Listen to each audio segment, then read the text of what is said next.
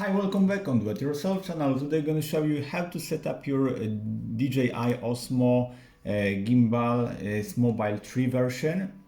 So first of all, it's look like when it's turned off, there is the up corner of your DJI Osmo. So as you see, this is our phone, and it should be put it like here, as you see, next to the button, next to the power button. Okay, then open the upper case of our DJI Osmo and be sure to set up on the center of your phone this part of our Osmo. Now press this button to turn it on. As you see, so this is gonna be the first option. Let's open the camera. Okay, and if you hit twice this button,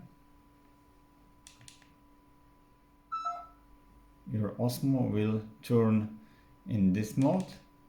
And second twice to put the Osmo in this case, and as you see, you can easily control your camera with this little joystick here. So you can rotate it